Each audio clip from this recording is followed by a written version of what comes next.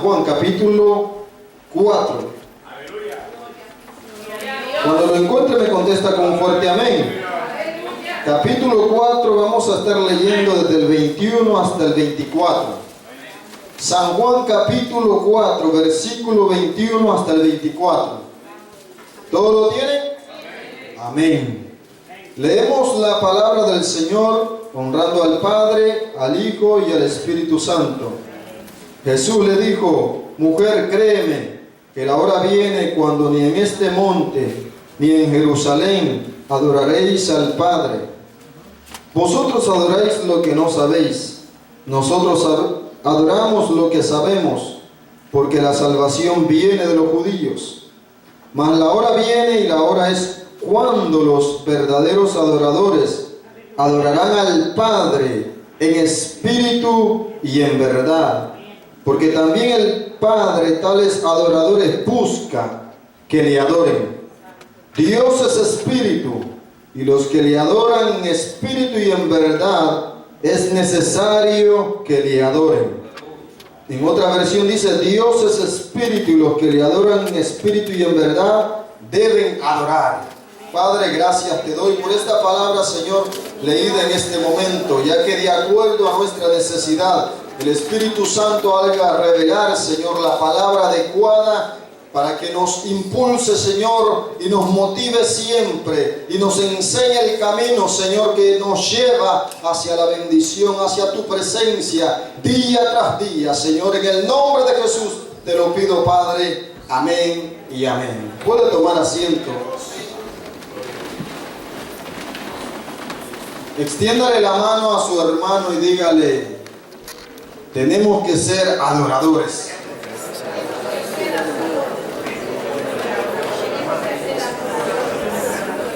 Tenemos que ser adoradores del Rey de Reyes y Señor de Señores. Amén.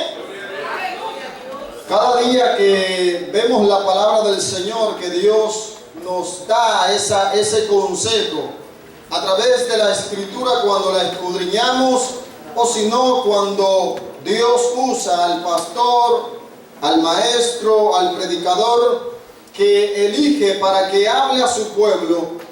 Entonces de esa manera Dios nos aconseja, nos enseña, nos instruye, como el Padre instruye a su Hijo, aconsejándole que no ande con malas amistades, que no ande saliendo muy tarde, porque si hace eso puede fracasar o puede ocurrirle un peligro. Dios de la misma manera, a través de su palabra, día tras día, no hay momento en que Dios no deje de hablarnos. Por la naturaleza, por todos medios, Dios nos habla a nosotros. A veces nosotros, cuando atendemos a esta palabra, somos bendecidos. ¿Por qué? Porque atendemos el consejo de parte de Dios. ¿Por qué? Porque Dios lo conoce todo. Él sabe el futuro nuestro, Él sabe el mañana nuestro, y por lo tanto es necesario que los hijos de Dios podamos acatar el consejo de parte de Dios. Porque si Dios lo envía es para edificación nuestra. Si Él envía una palabra es para restaurar también, porque Él conoce el corazón del ser humano. Si Él envía una palabra para sanidad, también Él envía para que aquel que esté enfermo pueda recibir sanidad en su cuerpo por medio de la fe en Jesucristo. Porque no hay otro nombre, dice el apóstol, dado a los hombres en quien podamos ser salvos, solamente a través de Jesucristo. Y aunque hay muchos que quizás pretendan presentar a Dios a través de una imagen o a través de cualquier otra persona que se quiera levantar diciendo que es Dios, pues nosotros los que escudriñamos la palabra, los que diariamente acatamos al consejo de Dios, decimos: eso es mentira. Porque nosotros hemos entendido quién es Dios. Nosotros hemos entendido quién es nuestro Creador. Nosotros entendemos que Dios es todopoderoso, que Él hizo los cielos y la tierra. Todo lo que existe en el mundo fue creado por Dios. En el libro de Génesis, ahí podemos ver cómo Dios pudo colocar el sol, la luna, las aguas, les puso límite, hizo la noche, el día, pero también hizo al ser más preciado, el cual estima como la niña de sus ojos, dice su palabra. Es decir, que Dios tomó barro, tierra, y formó al ser humano, y cuando lo tenía en su mano, Él vino y sopló. Dice que entró espíritu en el hombre, y en ese momento aquello que era barro se convirtió en un ser viviente que respiraba, que podía hablar, que podía ver, que podía sentir igual que Dios. Por eso dice su palabra que somos a imagen de nuestro Creador.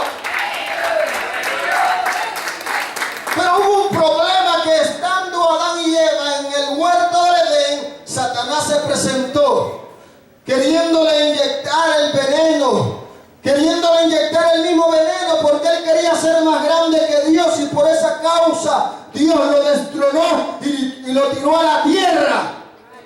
Y con esa misma astucia llegó para quererles decir: miren, si ustedes comen del árbol del bien y del mal, van a ser sabios, van a saber mucho. Y entonces ahí es donde entra el engaño. Y Eva tomó el fruto y luego Adán, y ambos pecaron por haber desobedecido el mandato de nuestro Dios. Y es por esa causa que entró el pecado y destruyó la imagen del hombre, la relación que había entre Adán y Dios, que hablaba, que su voz se oía, y Adán hablaba con Dios como cuando usted y yo hablamos o instalamos una conversación. Así Dios hablaba con Adán y Eva. Pero cuando desobedecieron, esa relación se cortó. Entró la muerte. La Biblia dice: por cuanto todos pecaron, están destituidos de la gloria de Dios. Pero Efesios 2 dice: y Él nos dio vida cuando estábamos muertos en vuestros delitos y pecados. Es decir, que nosotros estábamos muertos. El pecado había apartado la gloria de Dios de nuestras vidas, el resplandor de Dios en nuestros corazones. Pero para eso apareció el Hijo del Dios viviente, para deshacer esa obra que estaba atando al ser humano. La Biblia dice en el capítulo 1 de San Juan: en el principio era el Verbo, y el Verbo era con Dios, y el Verbo era Dios. Dios tomó carne, se encarnó. El apóstol Pablo dice: grande es el misterio de la piedad. Dios fue manifestado en carne, justificado en el Espíritu, creído en el mundo y recibido arriba en gloria. Es decir, que el ser humano necesitaba ser redimido, ser restaurado, porque la imagen de Dios estaba desfigurada en el ser humano. Pero Dios, con su grande amor y su gran misericordia, vino para dar vida.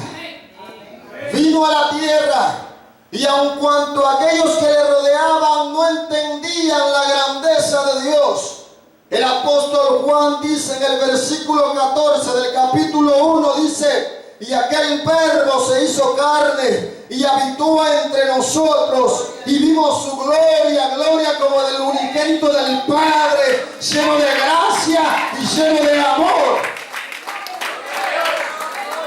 El que dejó y permitió que Dios entrara a su vida, pudo entender quién estaba allí. Y ahí estaba el Dios de la gloria, hecho carne, para revelar su amor para el ser humano y decirle: aquí estoy para reconstruir nuestra relación que había antes. Ahora ustedes podrán adorarme, podrán bendecirme, podrán entender la grandeza de mi poder. Y le fuerte el aplauso al Señor. Por eso en este versículo que me encuentro y que me hablan de una conversación entre Jesús y la mujer samaritana, todos sabemos de una y de otra forma cómo la condición y la situación que surgía al que un samaritano se encontrara con un judío. Jesús iba camino a Galilea desde Judea, pero en el camino él se cansó. Decidió llegar al pozo de Jacob. Ahí todos los samaritanos llegaban y tomaban agua. Era un lugar especial para ellos, porque era como una herencia desde Jacob. Los samaritanos eran judíos que se habían mezclado 720 años, 21 años si no me equivoco, antes de Cristo, después de la caída de las 10 tribus del reino del norte. Y es por esa causa que los judíos puros, que no se habían aliado con los vecinos, o habían tomado mujer y habían tenido hijos, porque cuando surge eso ya no sale puro, ya no era judío puro, sino que lo tomaban como samaritano, y entonces ellos no se llevaban muy bien, porque decían, bueno, este se mezcló y ya se salió del círculo. Y entonces por esa causa vemos en este pasaje que Jesús toma una conversación y le pide agua. La mujer andaba trayendo agua para sus gastos, pero ahí se encontró con el agua de vida. Aleluya. Santo. Empezó a conversar y Jesús le empezó a decir y a revelar todo su pasado en un momento, Oh, gloria a Dios. porque Él lo conoce todo. Aquella mujer fue impactada porque supo que aquella revelación no era humana, sino divina. Que era Dios mismo el que estaba hablándole la realidad de su pasado. Probablemente no había nadie quien supiese, quizás solamente sus vecinos, la vida de ella. Pero Dios, Jesucristo, en ese momento le reveló todo. Y entonces, ahí es donde vemos que ella queda asustada, asombrada, diciendo, pensando quizás que era un profeta, o quizás se confundió diciendo, pero ¿qué sabiduría es esta? De esta sabiduría no he escuchado palabra alguna como esta, de este Señor judío. Y es ahí donde vemos que Él le dice en los versículos 21, mujer, créeme que la hora viene cuando ni en este monte ni en Jerusalén adoraréis al Padre. Ellos adoraban en Samaria, en el monte de Gerizim. Ellos tenían su templo porque no les permitían llegar hasta la tierra de Jerusalén, porque ellos eran samaritanos. Y entonces es por eso que Jesús le dice, viene la hora en que ni en este monte donde ustedes adoran, ni en Jerusalén donde todo judío tenía que llegar a adorar a Dios con sus ofrendas, con sus sacrificios, según el orden establecido a través de las leyes dadas por Moisés de parte de Dios. Le dice, viene la hora en que no solamente aquí ni allá en Jerusalén van a adorar al Padre. Y es ahí donde yo puedo tomar algo muy esencial y muy especial, porque ahora no es necesario que el que se acerca a Jesucristo o acepta a Jesucristo vaya hasta Jerusalén a rendir adoración al Dios de Abraham, al Dios de Isaac y al Dios de Jacob. No es necesario ir hasta allá, porque Cristo vino y murió en la cruz del Calvario para limpiar nuestras vidas y sacarnos de la oscuridad donde estamos y hacernos hijos de Él, como dice San Juan 1:12. Mas a todos los que le recibieron, a los que creen en su nombre, les dio potestad de ser hechos hijos de Dios. Nosotros somos hijos de Dios.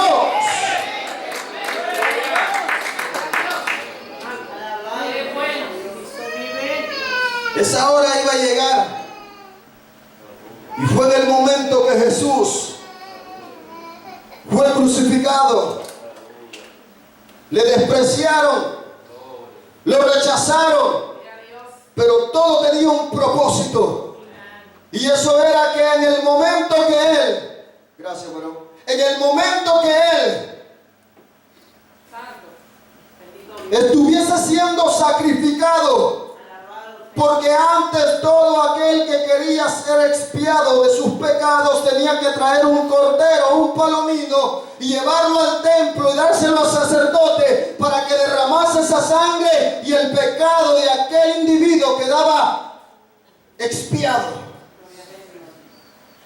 Pero para nosotros, ni aunque quizás viniesen todos los corderos ni los palomillos, podía quitar el pecado. Solamente la sangre del Cordero de Dios, solamente de aquel que descendió de los cielos para derramar su propia sangre y redimir al mundo de pecado y hacerlo nueva criatura para el avance de su gloria, hacerlo hijo real, sacerdocio, hacerlo nación santa, un pueblo adquirido a precio de sangre.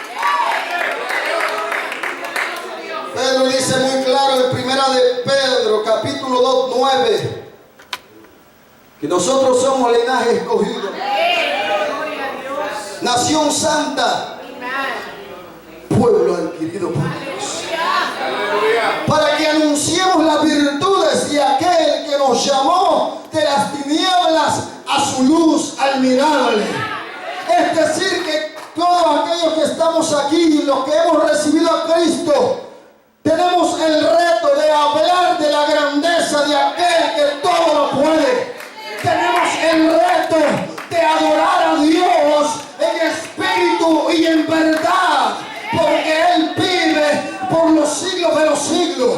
Es omnisciente, omnipresente, omnisapiente, todopoderoso, Jehová Rapha, Jehová Nisi, Jehová Jireh, el que vive y reina por los siglos de los siglos.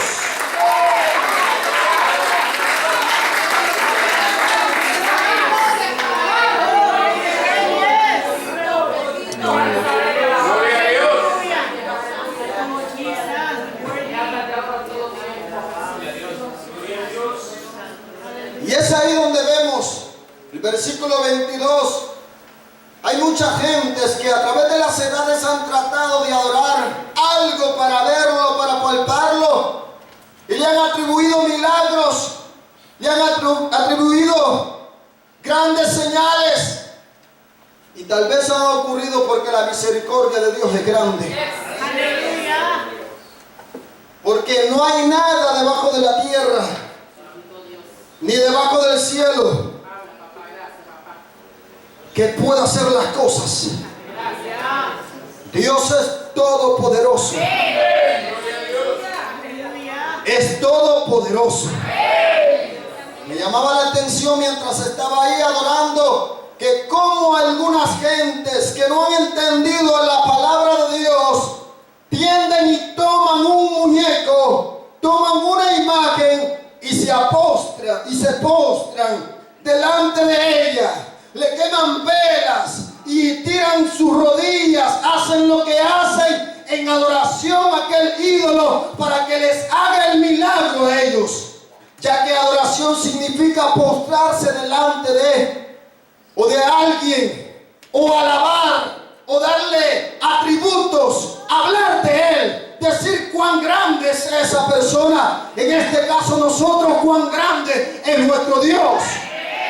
Entonces las personas se tienden y muchos hasta se parten su rostro, su cuerpo, sienten dolor para pagar el precio que ellos piensan pagar por el pecado, por la falla que han cometido. Pero qué maravilla es entender que no necesitamos nada de eso para adorar a Dios. Solamente hay que estar limpios por la sangre de Jesucristo, santificados por el poder de Dios, y ahí usted podrá alabar y engrandecer la gloria de nuestro Señor y Salvador Jesucristo. Dele fuerte aplauso al Señor.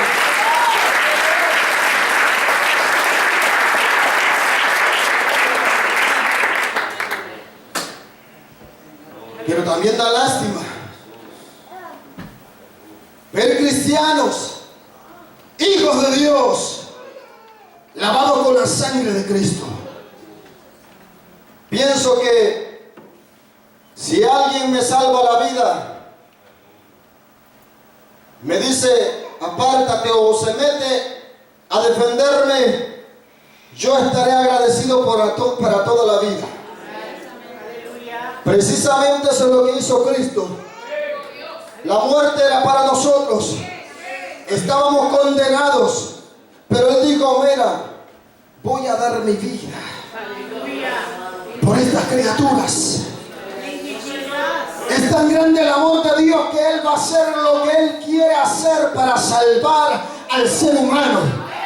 Va a usar la naturaleza para decirle: yo soy Dios. Por eso dice: Dios es espíritu. A Dios nadie lo ha visto, nadie lo puede ver, porque es espíritu. Pero podemos ver el cielo, obra de Dios.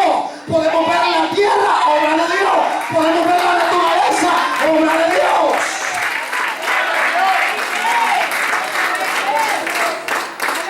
Y es ahí donde empezamos y damos gloria y alabanzas al Señor. El salmista David dice en el capítulo 95,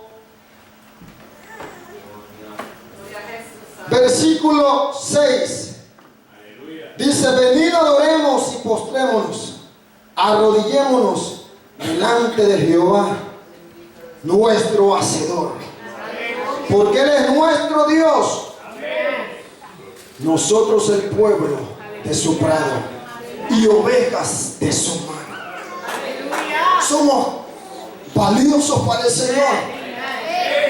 Somos unas preciosas joyas delante de Dios. Y eso es lo que tenemos que entender. Que aunque por el otro lado Satanás ande buscando maneras y formas como entretener a la iglesia del Señor, nosotros los que entendemos y hemos comprendido que no hay otro a quien debemos de dar gloria sino a Dios, que no hay otra cosa que me pueda desviar de adorar a Dios, que tengo que adorar día y noche, que tengo que exaltar la grandeza de Dios todos los días de mi vida, porque Él vive por los siglos y por los siglos.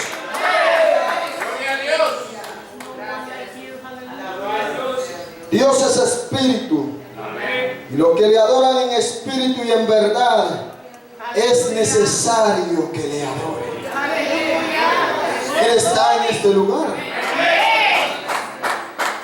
Él está en este lugar. Él está presente en este lugar. La Biblia dice que donde están dos o tres reunidos en su nombre, ahí está en medio nuestro. Es decir, que Dios está presente en este lugar. Y Él sabe la condición de su vida. Él sabe la actitud de su vida. Él sabe si usted ya dejó de adorar porque le llegó la prueba. Él sabe si usted ya le dejó de adorar porque le llegó la enfermedad. Él sabe que si usted ya no adora porque le llegó la circunstancia a su vida. Déjeme decirle que el adorador adora en las buenas y en las malas, en la enfermedad y en la tristeza, en la alegría y en el gozo.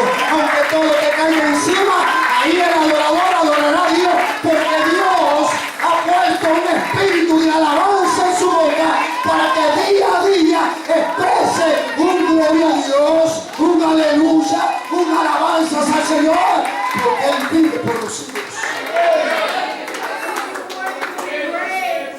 El adorador no baja las manos, sino que las levanta o permite que otros se las levanten. El adorador, aunque esté postrado a punto de morir, también levanta sus manos y adora a Dios.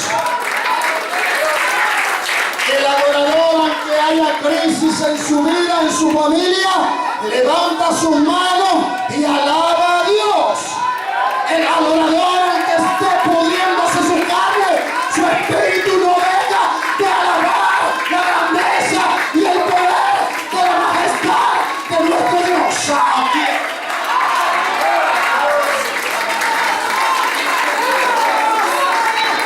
El adorador, aunque le llegue la tristeza, él va a levantar sus manos y decir: yo te alabo, papá, porque tú hiciste muchas cosas con mi vida.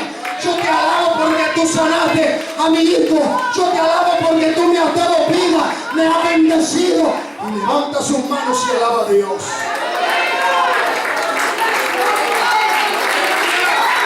Por eso dice: Dios es espíritu, y los que le adoran en espíritu y en verdad, es necesario que le adoren.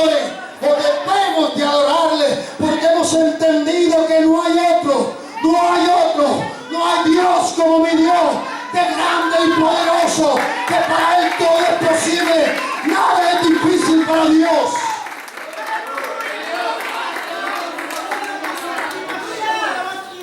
El adorador entiende el momento cuando está enfriando y dice: déjame a meterme a la presencia de Dios. El adorador es avisado por Dios. El mismo Espíritu te va a avisar y decirte: estás menguando en la oración, estás menguando en la lectura, estás menguando en el ayuno, estás menguando en la vigilia. Métete en ayuno, métete en oración, métete en vigilia, métete a leer mi palabra y vas a avivar el fuego que hay en tu vida. El apóstol Pablo le dice a Timoteo: porque Dios no nos ha dado espíritu de cobardía, sino de poder, de amor y de dominio propio. Va a llegar la prueba, va a llegar la circunstancia, va a llegar la tristeza, va a llegar el desprecio, va a llegar cuanta cosa el enemigo tire contra los hijos de Dios. Pero aunque lleguen esas cosas, tenemos que alabar a Dios. Tenemos que alabar a Dios. Tenemos que adorar a Dios. Tenemos que exaltar a Dios. Hay mucha gente, usted la puede ver, que son de hueso colorado, como dice el hermano Elmer, que se arrodillan delante de un cualquiera y a donde sea, no les interesa. Dan su propia vida por aquella imagen o por aquel objeto que ellos han tomado como Dios. Y da lástima cuando vemos muchos llamados hijos de Dios, porque el hijo se pega a su padre, siempre quiere pasar en su regazo, siempre quiere estar ahí al lado de su padre porque se siente protegido. Pues nosotros como hijos de Dios debemos de anhelar siempre estar pegados a la presencia de Dios, porque ahí es donde Dios envía bendición y fortaleza para nuestras vidas.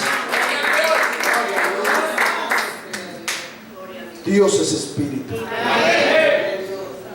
Nosotros somos adoradores de Dios.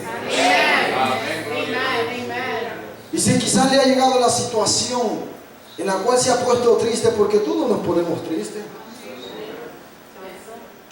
Si yo hablo aquí en este lugar, Dios me permite hablar, es porque he pasado momentos en los cuales quizás me he sentido que ni quiero alabar, pero cuando recuerdo digo: no, el mismo que me sacó ayer es el mismo que está conmigo hoy. El mismo que ha sanado a mi madre es el mismo que me sana a mí. El mismo que ha bendecido a través de los años es el mismo que me va a sanar, me va a seguir bendiciendo. No puedo dejar de adorar al que me da la vida, al que me da la salud, al que me da el sustento, porque Él tiene cuidado de sus hijos.